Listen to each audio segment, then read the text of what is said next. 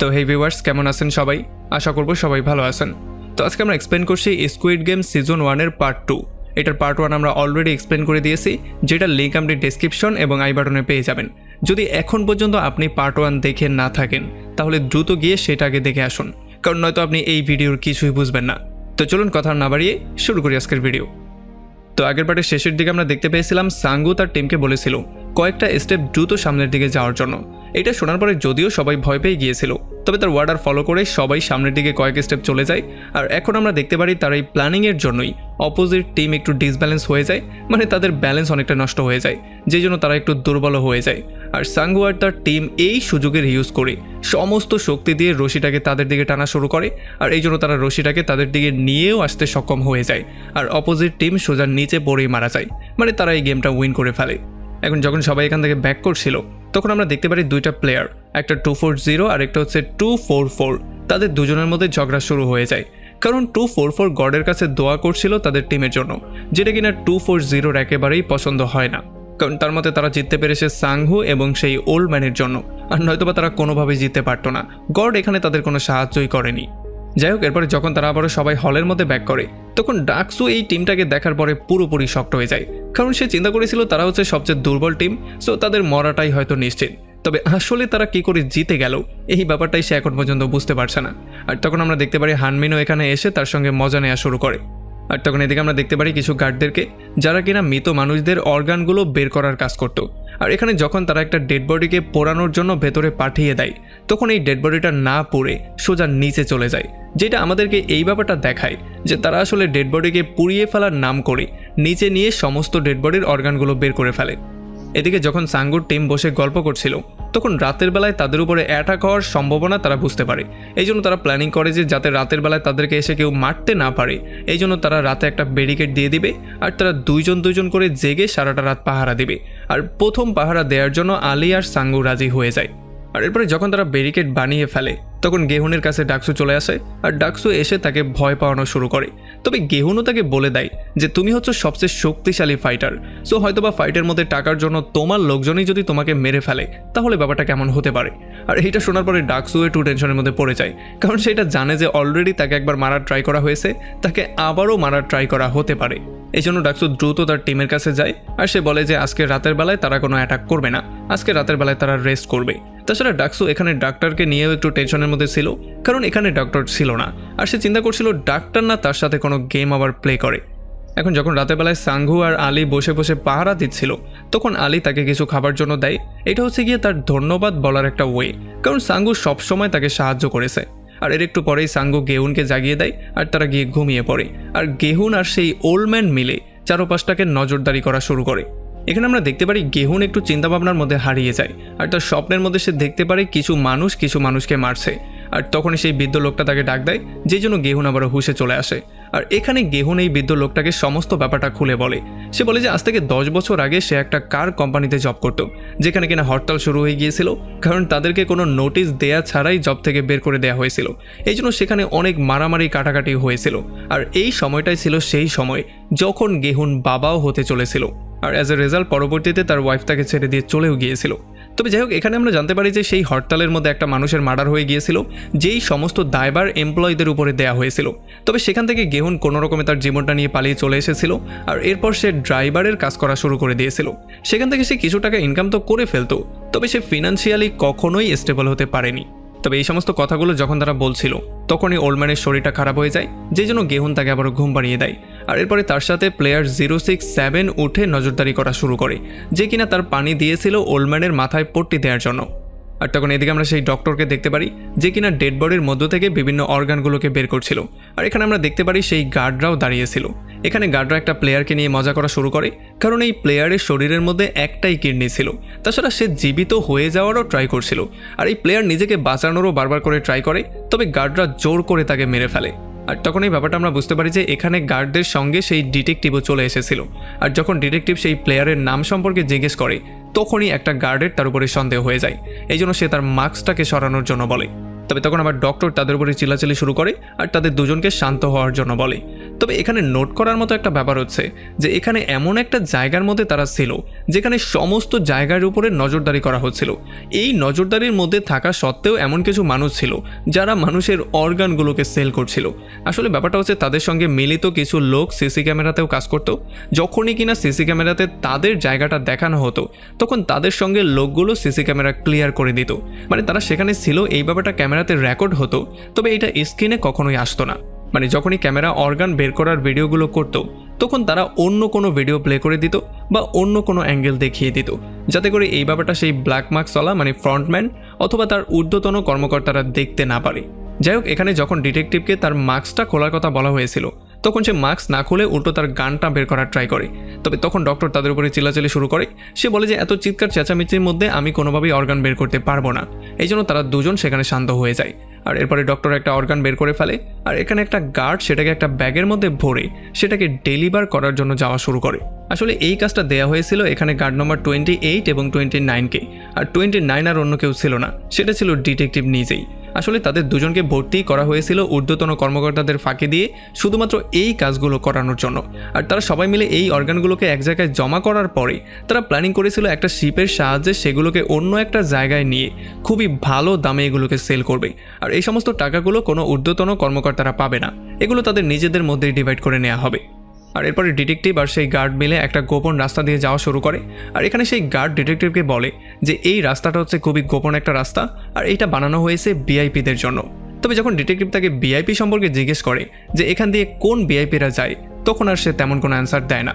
তবে এখানে আমরা এই ব্যাপারটা জেনে যাই যে যখন কোনো ভিআইপি খেলে এই রাস্তা দিয়ে বেরিয়ে চলে যায় তখন এই রাস্তাটাকে পুরোপুরি ডিস্ট্রয় করে দেওয়া হয়, যাতে করে এদিক দিয়ে কোনো প্রমাণ পাওয়া না যায়। আর এদিকে অর্গানগুলো বের করার পরে ডক্টর গার্ডদেরকে জিজ্ঞেস করে পরবর্তী গেমটা কি হবে। তবে গার্ডরা তাকে সরাসরি বলে দেয় যে এখনও ফ্রন্টম্যান তাদেরকে কোনো ইনফরমেশন দেয়নি। আর এটার জন্য ডক্টর প্রচণ্ড রাগ হয়ে যায় আর সে এখানে একটা গার্ডের উপরে আক্রমণও করে দেয় আর তাকে সে সেখানে মেরেও ফেলে। এরপর সে সেখান থেকে দৌড়ে পালিয়ে যাওয়ার ট্রাই করে, কিন্তু অন্য গার্ডরা তাকে ফলো করা শুরু করে। আর তখন এদিকে আমরা দেখতে পারি ডিটেকটিভ সেই মাস্কম্যানকে গান পয়েন্টে নিয়ে জিজ্ঞেস করে যে তোমরা যেই একটা কিডনিওয়ালা লোকের সম্পর্কে কথাবার্তা বলছিলে সেটা ছিল আসলে আমার ভাই। তবে সেই লোকটা বলে যে না, এটা কোনোভাবেই সম্ভব ছিল না, কারণ সে কোনো ছেলে ছিল না, সে ছিল একটা মেয়ে যার সাথে তারা সেক্সুয়াল অ্যাসল্টও করেছিল। এরপরে এই মার্কসম্যান তাকে ছেড়ে দেওয়ার জন্য বলে আর তার কাছে জীবনের ভিক্ষা চাওয়া শুরু করে। তবে ডিটেকটিভ কোনোভাবেই কোনো রিস্ক নিতে চায় না, এই জন্য সে তাকে শ্যুট করে সেখানেই মেরে ফেলে। এদিকে ডক্টর দৌড়াতে দৌড়াতে প্লেগ্রাউন্ডে চলে আসে আর তার পেছনে পেছনে একটা মার্কসম্যানও চলে আসে, যে কিনা তাকে কথার জালে ফাঁসিয়ে যখনই মারতে যাচ্ছিল তখনই এখানে ফ্রন্টম্যান আরও কিছু গার্ডদের নিয়ে চলে আসে। এখানে ফরম্যান তাকে ক্লিয়ার করেই ব্যাপারটা বলে দেয় যে তোমরা সেই ডেড বডি বা ডেড বডির অর্গান নিয়ে কি করো তাতে আমার কিছুই যায় আসে না। তবে এখানে একটা নিয়ম আছে যেটাকে সবার পালন করতে হয়, সেটা হচ্ছে এখানে প্রত্যেকটা প্লেয়ারকে ফেয়ার প্লে করার সুযোগ দিতে হবে, কারণ বাস্তব দুনিয়াতে ধনী গরিব উঁচু নিচু অনেক ব্যবধান আছে, কিন্তু এখানে কোনো ব্যবধান নেই। এখানে সবাই সমান এবং সবাই একসাথে একই রকম করে খেলবে। আর সেই গার্ডকে ব্লেম করে বলে যে তুমি এই সিস্টেমটাকে নষ্ট করার ট্রাই করেছো। এতটুকু বলেই সে তাকে শ্যুট করে মেরে ফেলে। আর অন্য যেই গার্ডরা তার সঙ্গে ছিল তারা ডক্টরকে শ্যুট করে সেখানে মেরে ফেলে, কারণ ডক্টরও তাদের সঙ্গে জড়িত ছিল। আসলে এখানে এই ব্যাপারটা আমরা জানতে পারি যে এই অর্গানগুলো যে সেল করা হচ্ছিল এই ব্যাপারে ফ্রন্টম্যান তেমন কিছুই জানতো না। তবে যখনই সেই ব্যাপারটা জেনে গেছে যে অর্গানগুলোর জন্য গেমের নিয়ম নষ্ট হচ্ছে, মানে গেমে ফেয়ার প্লে হচ্ছে না, তখন সে অ্যাকশন নেওয়ার সিদ্ধান্ত নিয়েছে আর সে এসে তাদের দুজনকেই শেষ করে দিয়েছে। আর এটা দেখার পরে অবভিয়াসলি তাদের সঙ্গে যারা মিলিত ছিল তারা সবাই চুপ হয়ে যাবে, কারণ কেউই তো আর মরতে চায় না। আর এদিকে আমরা দেখতে পারি সেই ডিটেকটিভ গোপন রাস্তা দিয়ে সোজা চলে আসে ফ্রন্টম্যানের রুমের মধ্যে আর এখানে তার রুমের ড্রয়ার চেক করা শুরু করে। তবে তখন সেই সিক্রেট রাস্তার সামনে ফ্রন্টম্যানও সেই লাশটা পেয়ে যায়, মানে ডিটেকটিভ যাকে শ্যুট করে মেরেছিল, মানে এমপ্লয়ি নাম্বার 28। এই জন্য সে বুঝতে পারে যে এখনও তাদের মধ্যে কেউ ঘাপটি মেরে বসে আছে যে কিনা গেমটাকে নষ্ট করতে চায়। এই জন্য সে তাকে খোঁজার কাজ শুরু করে দেয়।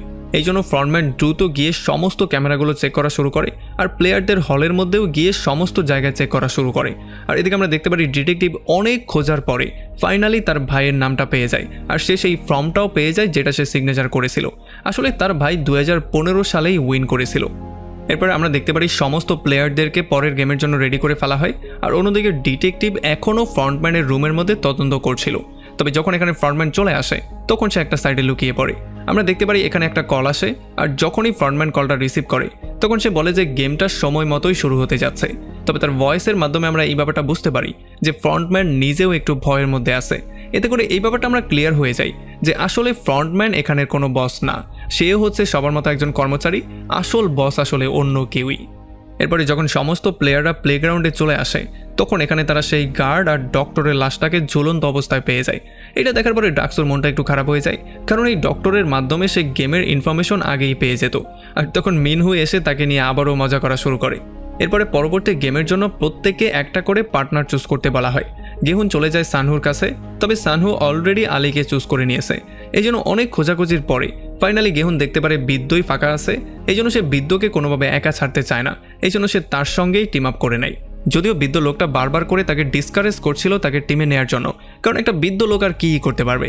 তবে গেহুন তাকে এটা ক্লিয়ার করে বলে দেয় যে সে ওল্ডম্যানকে একা ছাড়তে পারে না, মানে সে তাকে একা ছাড়বে না। তবে এরপরে আমরা দেখতে পারি টিম হয়ে যাওয়ার পরেও মিনহু একাই রয়ে যায়, মানে কেউই তাকে টিমে নিতে চায় না। আর এই জন্য তার মাথা প্রচণ্ড গরম হয়ে যায়, সে সবাইকে গালাগালি করা শুরু করে।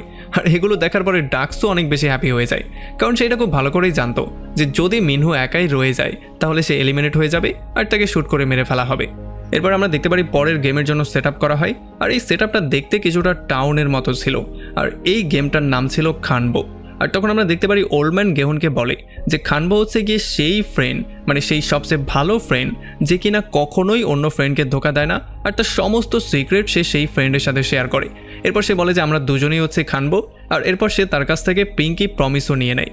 এরপরে যখন গেম শুরু হয়ে যায় তখন তারা সবাই পুরোপুরি শকড হয়ে যায়, কারণ তাদের গেম খেলতে হতো তার পার্টনারের সঙ্গেই, আর এই পার্টনারদের মধ্যেই যে হেরে যেত তাকে মেরে ফেলা হবে।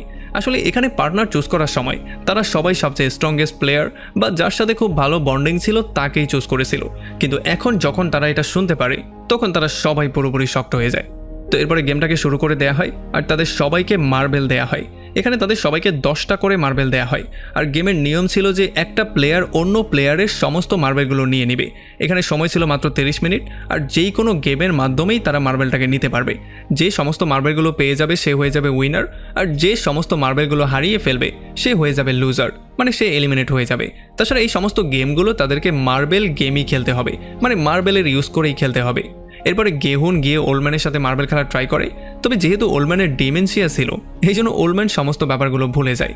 তবে গেহুন অনেক কষ্টে তাকে গেম খেলার জন্য রাজি করায়, আর এরপর তারা দুজন গেম খেলা শুরু করে। তবে এখানে যেহেতু গেহুনের ভাগ্য প্রচণ্ড খারাপ ছিল এই জন্য সে একটার পর একটা গেম হেরেই যায়, মানে সে 9টা মার্বেলই হারিয়ে ফেলে। লাস্টে তার কাছে শুধুমাত্র একটা মার্বেলই ছিল। এদিকে সানহুও বারবার করে আলীর সাথে হেরে যাচ্ছিল, এই জন্য পরবর্তীতে যখন সানহু আলীকে তাকে জিতিয়ে দেওয়ার জন্য বলে তখন আলী কোনোভাবেই রাজি হচ্ছিল না, কারণ আলীরও তো একটা ফ্যামিলি ছিল। তবে তখন সানহু একটু বুদ্ধি খাটিয়ে তাকে বলে যে যদি আমরা এমন করে খেলি তাহলে আমরা কোনোভাবেই জিততে পারবো না, আমার কাছে একটা প্ল্যান আছে যেই প্ল্যানে আমরা দুইজনই উইন করতে পারবো। আসলে যদি আমাদের কাছে সমান সমান মার্বেল থাকে তাহলে আমাদেরকে অন্য প্লেয়ারের সাথে খেলতে দেওয়া হবে, আমরা অন্য টিমের দুর্বল প্লেয়ারদের সাথে গিয়ে প্লে করি যাতে করে তাদের থেকে মার্বেল এনে আমরা উইন করতে পারি। যদিও এই সমস্ত ব্যাপারগুলো শোনার পরে আলী তেমন কিছুই বুঝতে পারে না, তবে সে তার কথায় রাজি হয়ে যায়, আর তারা দুজন গিয়ে প্লেয়ার খোঁজা শুরু করে। আর এখানে নিয়ম ছিল তাদেরকে এই জায়গায় গেম শেষ হওয়ার মাত্র 3 মিনিট আগেই আসতে হবে। আর এদিকে আমরা দেখতে পারি ডাকসুও তার অপোনেন্টের সাথে বারবার করে হেরে যাচ্ছিল, তবে একটা পর্যায়ে গিয়ে সে গেমটাকে চেঞ্জ করে ফেলে, যেই জন্য সে তার গেমটা উইন করে ফেলে। তবে এদিকে আমরা দেখতে পারি দুইটা মেয়ে, প্লেয়ার 067 এবং প্লেয়ার 240 কোনোভাবেই কোনো গেম খেলছিল না। তবে প্লেয়ার 240 বলে যে একেবারে শেষ মুহূর্তে আমরা ডিসাইড করে ফেলবো যে আমাদের মধ্যে কে উইনার আর কে লুজার। এখানে প্লেয়ার 240 বলে যে এখনও আমাদের হাতে অনেক সময় বাকি, সো সময়গুলোকে পাস করার জন্য কেননা আমরা একে অন্যের সিক্রেট অন্যের সাথে শেয়ার করি, কারণ এখানে তো আমাদের একজনকে মরতেই হবে, সো আমরা মরে গেলে তো আর কোনোভাবেই সিক্রেট শেয়ার করতে পারবো না। এখানে প্লেয়ার 067 প্রথমেই বলে যে সে হচ্ছে নর্থ কোরিয়া থেকে, আর তার বাবাকে নর্থ কোরিয়াতে মেরে ফেলা হয়েছে। সে আর তার ভাই কোনো রকমে সেখান থেকে পালিয়ে আসলেও তার মাকে সেখানে বন্দি করে ফেলা হয়েছে। এখন সে যেই কোনো মূল্যে তার মাকে সেভ করতে চায়, আর তার ভাইকেও অরফানেজ থেকে বের করে একটা ভালো লাইফ দিতে চায়। এখানে প্লেয়ার 240 বলে যে যখন সে ছোট একটা বাচ্চা ছিল তখন তার চোখের সামনে তার বাবা তার মাকে মেরে ফেলেছিল, তবে একটু বড় হয়ে সে নিজেই তার বাবাকে শেষ করে দিয়েছিল, যেই জন্য তাকে জেলে থাকতে হয়েছিল, আর জেল থেকে বেরিয়েই সে এখানে চলে এসেছে। আর এখানে আমরা তাদের দুজনের নামও জানতে পারি, যেখানে প্লেয়ার 06 এর নাম ছিল সেভিওক আর 240 নাম ছিল জিয়ন। এখন নিজেদের মধ্যে দুঃখগুলো শেয়ার করতে করতে গেম একেবারে শেষ সময় চলে আসে। আমরা দেখতে পারি গেহনের কাছে শুধুমাত্র একটাই মার্বেল ছিল আর সে বারবার করে ওল্ডম্যানের কাছে হেরেই যাচ্ছিল। তবে এরপরে ডিমেনশিয়ার জন্য এই ওল্ডম্যান বারবার করে ভুলে যাওয়া শুরু করে। এই জন্য গেহন না চাইতেও এটার সুযোগ নিয়ে ওল্ডম্যানের সাথে জেতা শুরু করে। এদিকে সাঙ্গু আলীকে অন্য প্লেয়ারদের কাছে পাঠিয়ে দেয়। তবে যাওয়ার আগে প্রচণ্ড চালাকি করে সে তার ব্যাগের মধ্যে পাথর ভরে আসল মার্বেলের সঙ্গে রিপ্লেস করে দেয়। আর যখন আলী সেই পাথর নিয়ে অন্য প্লেয়ারের কাছে চলে যায় তখন সাঙ্গু তার সেই নিজের ব্যাগটা বের করে যেটার মধ্যে এখন সমস্ত মার্বেল ছিল। আর এরপরে এই ব্যাগটা সে গার্ডদের কাছে দিয়ে সেই গেমটাকে উইন করে ফেলে। কারণ এখানে গেমের নিয়মটাই ছিল এটা যে কাউকে না মেরেই তার থেকে মার্বেলগুলো নিতে হবে।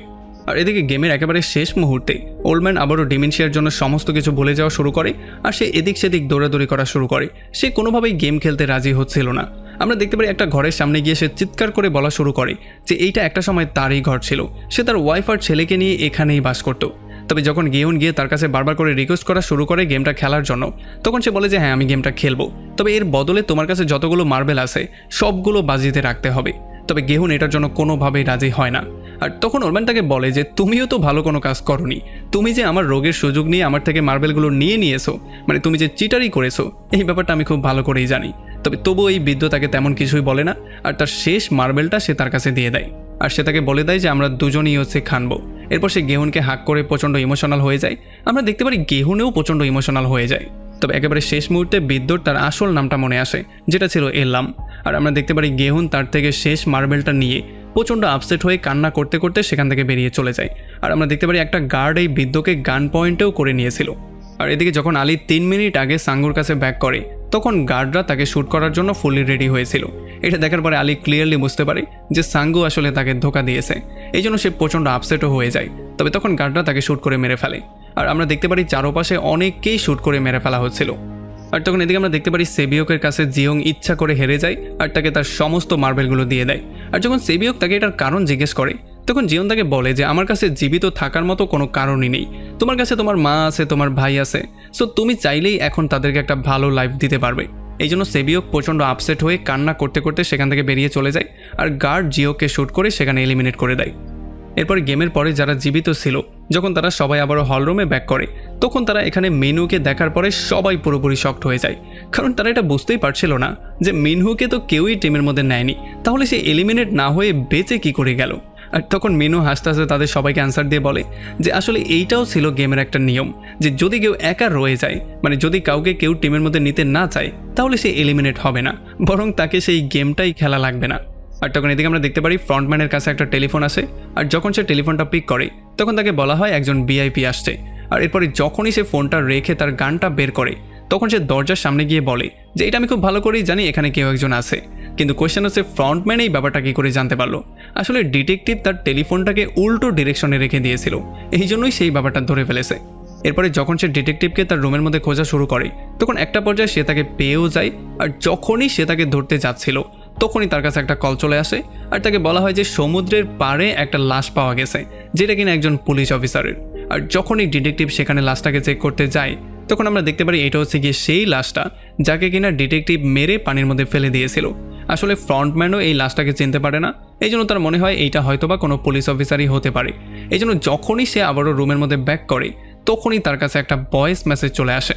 এখানে তাকে বলা হয় ভিআইপিরা চলে এসেছে। আর এটা শোনার পরে ফ্রন্টম্যান ভিআইপিদেরকে রিসিভ করার জন্য চলে যায়। আর এখানে আমরা দেখতে পারি ভিআইপিরা অনেক ধরনের মাস্ক পরে এখানে চলে এসেছে।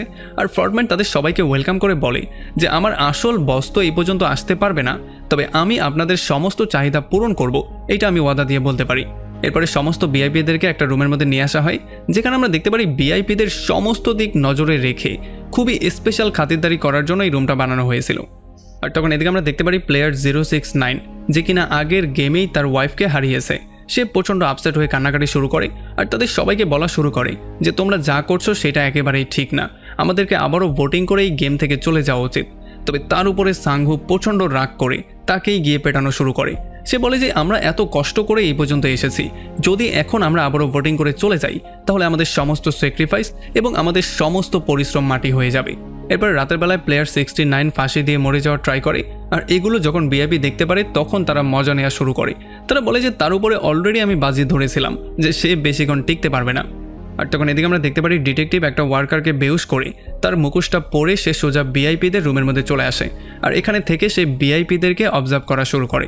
আর তখন এদিকে গার্ডরা এসে প্লেয়ার 069-এর ডেড বডিটা এখান থেকে নিয়ে যায় আর পুরস্কারের অ্যামাউন্টটাও আরও বেশি ইনক্রিজ হয়ে যায়। আর এখন আমরা দেখতে পারি শুধুমাত্র এখানে 16 জন প্লেয়ারই ছিল। আর এরপরে পরবর্তী গেমের জন্য প্রিপারেশন নিয়ে নেওয়া হয়। আমরা দেখতে পারি ভিআইপিদেরকে ফ্রন্টম্যান একটু স্পেশাল ট্রিটমেন্ট দিচ্ছিল, কারণ এই ভিআইপিরা ছিল পৃথিবীর বড় বড় কোটিপতিরা। এখানে সে ভিআইপিদেরকে একটা মিনিশিয়াল ব্রিজ দেখায়, যেটাই কিনা ছিল পরবর্তী গেমের কনসেপ্ট। এরপরে সবগুলো প্লেয়ারকে একটা রুমের মধ্যে নিয়ে যাওয়া হয়, যেখানে তাদের সামনে 16টা কোড দেওয়া ছিল। তাদের সবাইকে একটা একটা করে কোড পড়ে ফেলতে বলা হয়। আসলে তাদের বলা হয় এই কোডগুলো এই জন্য পড়তে হবে কারণ পরবর্তী যেই গেমটা হতে যাচ্ছে সেটা নিউমেরিক ওয়ার্ডারে হবে। এখন সবাই অনেকক্ষণ ধরে চিন্তাভাবনা করে বিভিন্ন নাম্বারের কোড নিয়ে নেয়, আর গিহুনও অনেকক্ষণ ধরে চিন্তাভাবনা করে ফাইনালি 1 নাম্বারের কোডটা নিয়ে নেয়, কারণ এটার সাথে সেই বৃদ্ধর স্মৃতি জড়িত আছে। তবে তখনই একটা লোক এসে তাকে রিকোয়েস্ট করা শুরু করে যাতে করে সেই 1 নাম্বারের কোডটা তার 60 নাম্বারের কোডের সাথে রিপ্লেস করে। এই জন্য তার রিকোয়েস্টটাকে ফেলতে না পেরে গিহুন তার সাথে তার কোডটা এক্সচেঞ্জ করে নেয়। তো এরপরে যখন গেম শুরু হয়ে যায় তখন তাদেরকে সেই ব্রিজের উপরে নিয়ে আসা হয়। আর এখানে গেমটা ছিল, এখানে 2 রকমের গ্লাস ছিল, একটা ছিল শক্ত গ্লাস আর একটা ছিল নরম গ্লাস। এখন তাদের সবাইকে এগুলো বাছাই করে শক্ত গ্লাসগুলোর উপরে পা দিয়ে দিয়ে এই ব্রিজটাকে ক্রস করতে হতো। আর যখনই গেমটা শুরু হয়ে যায় তখন আস্তে আস্তে করে তারা সবাই সামনের দিকে যাওয়া শুরু করে। এদিকে গেহুন, সাংহু এবং সিওকের নাম্বার ছিল সবার শেষের নাম্বারগুলো। এই জন্য যখন সামনের থেকে সবাই যাচ্ছিল তখন তারা এই ব্যাপারটা ক্লিয়ারলি বুঝে যায় যে কোন গ্লাসগুলো শক্ত আর কোন গ্লাসগুলো নরম। অনেকেই সামনে গিয়ে ভুল গ্লাসে পাড়া দিয়ে মারা যায়, আর এতে করেও তারা এই ব্যাপারটা ক্লিয়ার হয়ে যায়। এদিকে ডাকসু একটু সামনে যাওয়ার পরে দাঁড়া হয়ে যায়। সে কোনোভাবেই আর সামনে যেতে চাইছিল না, এই জন্য সে অন্য সবাইকে সামনে যাওয়ার জন্য বলে। সে একটা লোককে ধাক্কা দিয়ে সামনে ফেলে দেয়, যে জন্য নরম গ্লাসে পড়ে সেই লোকটারও মৃত্যু হয়ে যায়। তবে তখন মিনু তার সামনে এসে বলে যে তুমি চাইলেও কোনোভাবে গেমটা উইন করতে পারবে না। এই জন্য সে তাকে জড়িয়ে ধরে সোজা সামনের গ্লাসে লাফ দেয়, আর সেই গ্লাসটা নরম হওয়ার জন্য তারা দুজন নিচে পড়ে তাদের দুজনেরই মৃত্যু হয়ে যায়। এখন লাস্টে শুধুমাত্র 4টা প্লেয়ারই ছিল, আর এখানে এমনও একটা প্লেয়ার ছিল যে কিনা 30 বছর ধরে গ্লাসের কাজ করছে। এই জন্য সে গ্লাসগুলোকে চেক করে করে আস্তে আস্তে করে সামনের দিকে এগোচ্ছিল, আর সঠিক গ্লাসে পা দিয়ে দিয়েই তারা সামনে যাচ্ছিল। আর তখন এদিকে আমরা দেখতে পারি একটা ভিআইপি ডিটেকটিভকে তার সঙ্গে করে নিয়ে যায় আর তার সঙ্গে ইন্টিমেট হওয়ার ট্রাই করে। তবে ডিটেকটিভ তাকে আচ্ছা রকম ধোলাই করে তার একটা পিকচার ক্লিক করে তাকে সেখান থেকে ভাগিয়ে দেয়। আর এদিকে যেহেতু তারা গ্লাসগুলোকে চেক করে করে সামনের দিকে এগোচ্ছিল, এই জন্য ভিআইপিদের কাছে ব্যাপারটা হজম হচ্ছিল না। এই জন্য ভিআইপিদের বলাতে ফ্রন্টম্যান এই ব্রিজের লাইটটাকে বন্ধ করে দেয়, আর এই জন্য তারা গ্লাসগুলোকেও চেক করতে পারছিল না, আর তারা সামনের দিকেও এগোতে পারছিল না। এই জন্য তারা সবাই একটা জায়গায় দাঁড়িয়েছিল।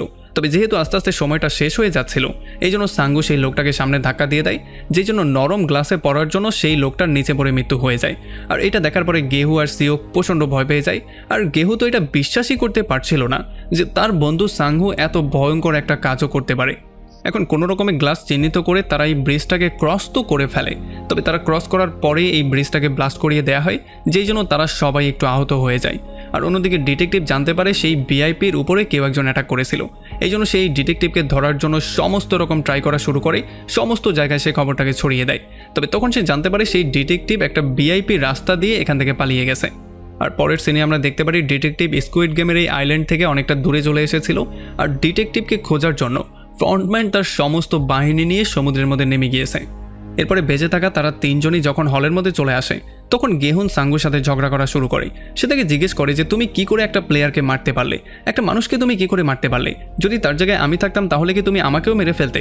তখন সাঙ্গুর মাথা গরম হয়ে যায়, এই জন্য সে তাকে বলে যে তুমি পাগল হয়ে গেছো। তবে তাদের দুজনের মধ্যে ঝগড়ার পরিমাণ এত বেশি বেড়ে যায় যে তারা দুজন একে অন্যের উপরে রাগই করে ফেলে। তবে তখনই এখানে কয়েকটা গার্ড চলে আসে, আর তারা তাদের জন্য নতুন কাপড় চোপড়ও নিয়ে এসেছিল।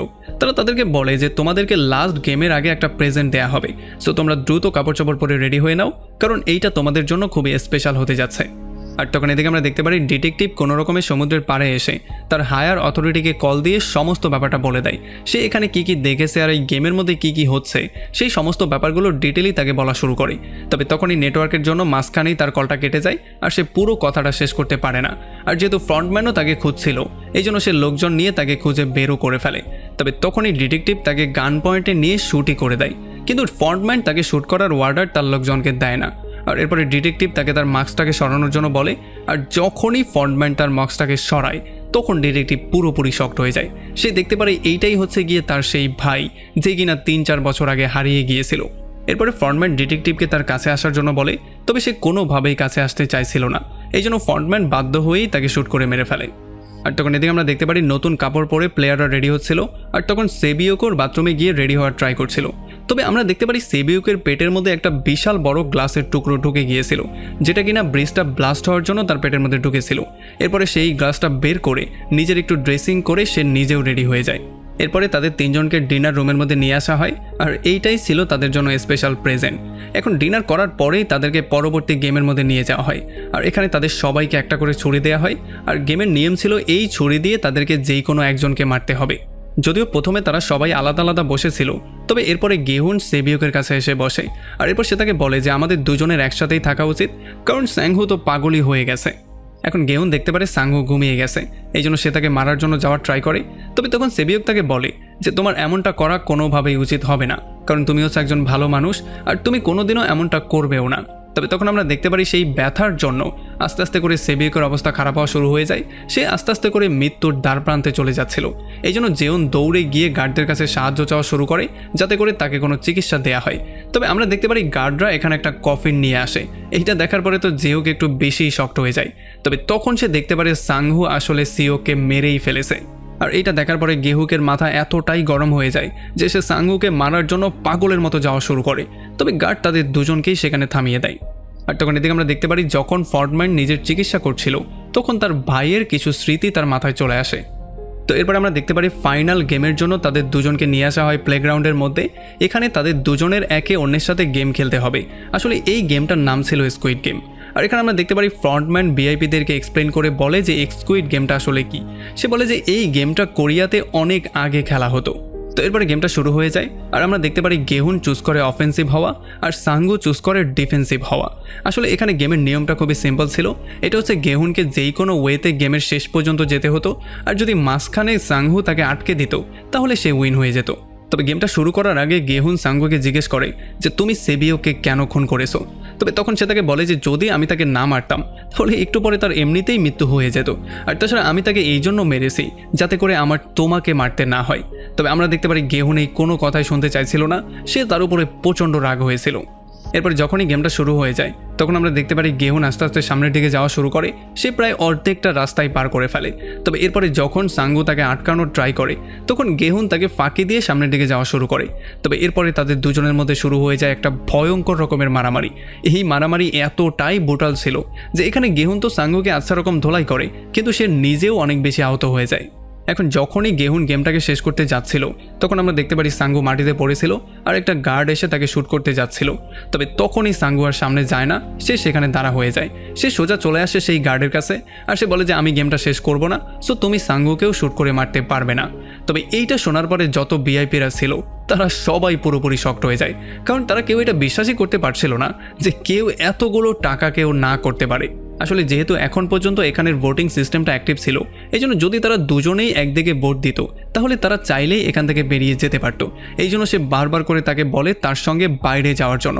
তবে সাংহু তাকে এটা ক্লিয়ার করে বলে দেয় যে আমাদের ছোটোবেলার দিনগুলোই অনেকটা ভালো ছিল, যেটা আমরা চাইলেও আর কোনোদিনও ফেরত আনতে পারবো না। এই জন্য সে প্রচণ্ড ইমোশনাল হয়ে নিজেই আত্মহত্যা করে ফেলে। তবে আত্মহত্যা করার আগে সে গেহুকে এটা বলে যায় যাতে করে সে তার মায়ের একটু খেয়াল রাখে, আর এইটা বলেই তার সেখানে মৃত্যু হয়ে যায়। যার মানে এখন গেহুন গেমটা উইন করে ফেলেছে, মানে সে হয়ে গেছে স্কুইড গেমের উইনার, আর এখন সে পাবে 45 বিলিয়ন ইয়ান। এখন গেম শেষ হওয়ার পরে ফ্রন্টম্যান গেহুনকে নিয়ে গাড়ি দিয়ে চলে আসে একটা জায়গায় রেখে দেওয়ার জন্য। তবে যাওয়ার সময় ফ্রন্টম্যানকে সে জিজ্ঞেস করে যে তোমরা মানুষদের সাথে এই কাজগুলো কেন করো। তখন সে বলে যে এটা হচ্ছে কি আমাদের জন্য একটা জুয়া, আর সে একটা এক্সাম্পল দিয়েও বলে যে যেমন তুমি ঘোড়ার উপরে বাজি লাগাতে, তেমন করেই এই সমস্ত মানুষগুলো, মানে সমস্ত গরিব মানুষরা হচ্ছে তাদের জন্য এক একটা ঘোড়া। এখন এটা শোনার পরে গেহুনের মাথা প্রচণ্ড গরম হয়ে যায়। তবে যতক্ষণে সে ফ্রন্টম্যানকে কিছু একটা করতে যেত তার আগে এখানে গ্যাস ছেড়ে দেওয়া হয়, যেই জন্য গেহুন সেখানেই বেহুশ হয়ে যায়। আর এরপরে তাকে একটা এটিএম কার্ড দিয়ে সোজা মেইন রোডের মাঝখানেই ফেলে দিয়ে চলে যাওয়া হয়। আর যখন গেহুন গিয়ে এটিএমে চেক করে তখন সে দেখতে পারে তার কাছে 45 বিলিয়ন ইয়ান আছে। এখান থেকে সে 10,000 ইয়ন বের করে বাসার দিকে যাওয়া শুরু করে।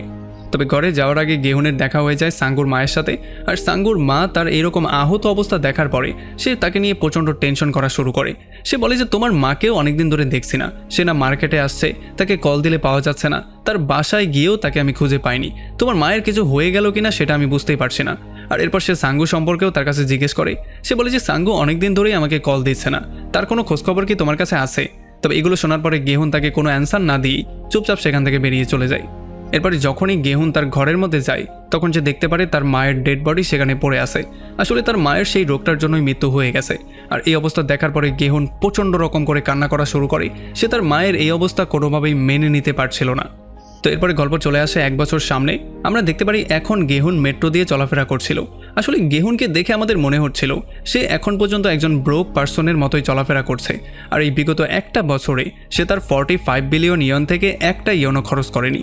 এই জন্য ব্যাংকের ম্যানেজার তাকে ডেকে পাঠায় আর সেও তাকে সেই একই কথাটা বলে যে বিগত একটা বছর যাবৎ আপনি এতগুলো টাকা থেকে একটা টাকা খরচ করেননি। সো এই জন্য সে তাকে কিছু অফার দেওয়ার ট্রাই করে, সে তাকে কিছু ভিআইপি অফার দেওয়ার ট্রাই করে। এখন এটা শোনার পরে গেহুন তার দিকে এক নজর তাকায় আর এরপর তার কাছে সে 10,000 ইয়ন হাওলাত চায়। আর এটা শোনার পরে ম্যানেজারও পুরোপুরি শক্ট হয়ে যায়, কারণ যার ব্যাঙ্ক অ্যাকাউন্টের মধ্যে 45 বিলিয়ন ইয়ান আছে সে আরেকজনের কাছে 10,000 ইয়ন হাওলাত চাইছে। তো এখান থেকে বের হয়ে গেহুন একটা বিয়ার নিয়ে রাস্তার পাশে বসে খাওয়া শুরু করে। তবে তখন একটা মহিলা তার কাছে এসে কিছু ফুল বিক্রি করার ট্রাই করে।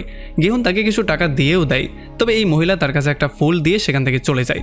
আর যখন সেই ফুলটাকে ভালো করে চেক করে তখন সেখানে একটা কার্ড পেয়ে যায়, যেই কার্ডের মধ্যে তাকে স্কুইড গেমের একটা অ্যাড্রেস দেওয়া হয়েছিল। এরপরে গেহুন চলে যায় সেই স্কুইড গেমের অ্যাড্রেসে। তবে যখনই গেহুন সেই অ্যাড্রেসে গিয়ে পৌঁছায় তখন সে দেখতে পারে এটা হচ্ছে একটা বিল্ডিংয়ের অ্যাড্রেস। আর যখনই সে এটার মধ্যে যায় তখন এখানে আমাদের সামনে রিভিল হয় আসল কাহিনীটা।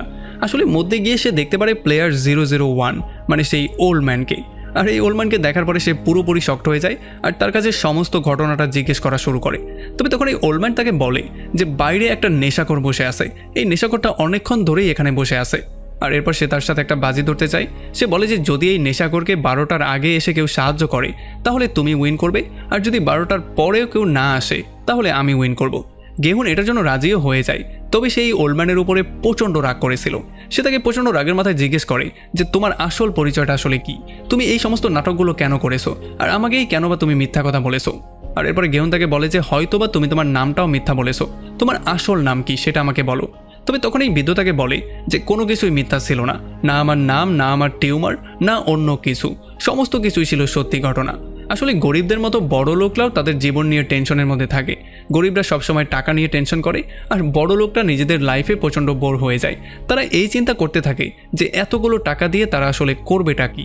এই জন্যই এই বৃদ্ধ আর তার বড়লোক বন্ধুরা এই ব্যাপারগুলো নিয়ে সবসময় চিন্তিত থাকতো আর তারা সবসময় বোর ফিল করতো।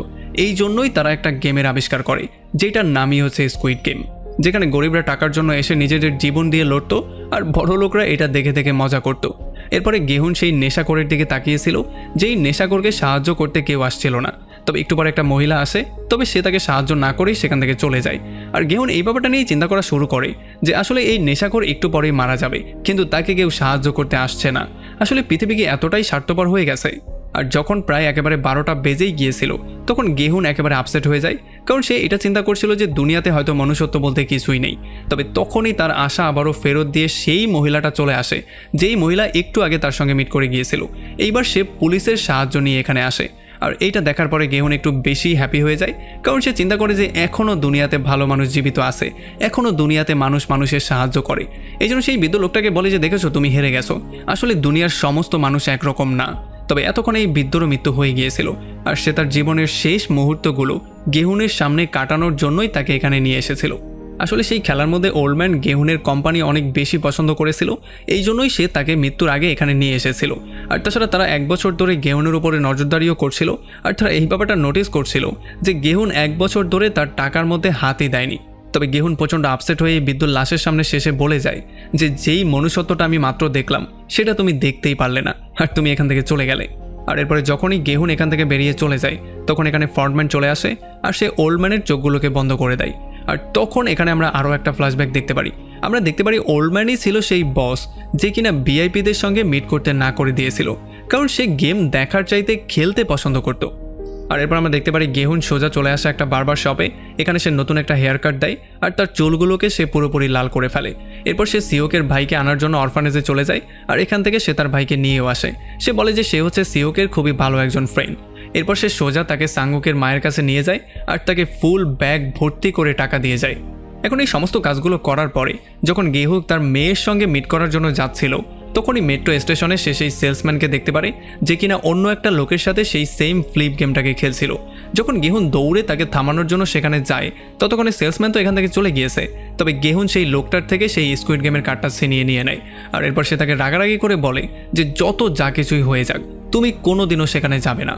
এরপরে যখনই গেহুন প্লেনের দিকে যাচ্ছিল তখন সে স্কুইড গেমে সেই নাম্বারে কল দেয়, তবে তখন কলটা রিসিভ করে ফন্টম্যান।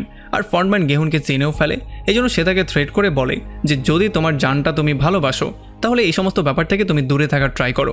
তবে আমরা দেখতে পারি তখনই সে উল্টো দিকে ঘুরে যায়, মানে এখন সে তার মেয়ের কাছে না গিয়ে সে সোজা স্কুইড গেমকে ফলো করার সিদ্ধান্ত নেয়। আর এমন একটা ইন্টারেস্টিং পয়েন্টে এই পুরো সিরিজটা এখানেই শেষ হয়ে যায়। সো আমাকে কমেন্ট করে জানান কেমন লাগলো ভিডিও। যদি ভালো লাগে তাহলে অবশ্যই একটা লাইক করবেন, আর যদি এখনও আমাদের চ্যানেলটা সাবস্ক্রাইব করে না থাকেন তাহলে প্লিজ করে ফেলুন। তো আমাদের দেখা হবে অন্য কোনো ভিডিওতে অন্য কোনো একদিন। Till then take care.